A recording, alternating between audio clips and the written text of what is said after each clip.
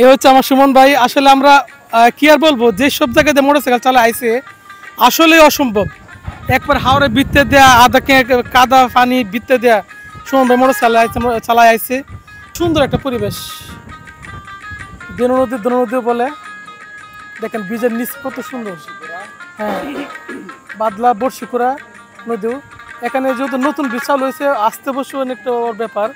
আশেপাশে মানুষ আসে, চমৎকার একটি জায়গা দেখার মতো। রাতের বেলা যে সোডিয়াম লাইটগুলা, ওই যে দেখেন সোডিয়াম লাইটগুলো উপরে আছে। আমরা দাঁড়িয়ে আছি ইটনা উপজেলার দনু নদীকে ডেনু নদী কয়। আসলে দেখেন আমরা যারা কন্টেন্ট তৈরি করি, আমরা আজকে প্রায় 60 কিলোমিটার দূরে আছি। দেখেন এই দ্বারা আছি, এটা হচ্ছে মরা নদী, ওই পাশে জেতা নদী, এটাতে গোলা পানি হয় আর ওইটাতে মানে বালু পানি আসে। তা আমাদের কেউ ডেনু নদী কেউ দনু নদী বলে। দেখেন আমরা এই সেই ভাইরাল বৃষ্টিতে দাঁড়িয়ে আছি, প্রায় আজকে বলে প্রায় 60 কিলোমিটার চলে যেতাম কৃষক শহর থেকে। কত সুন্দর একটা হাওর।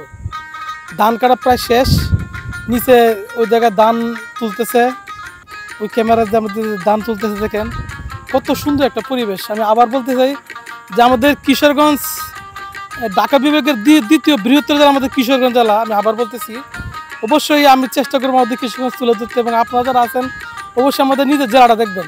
এই বারবার বলি যে নিজের জেলাটা কত সুন্দর, না দেখলে বুঝবেন না।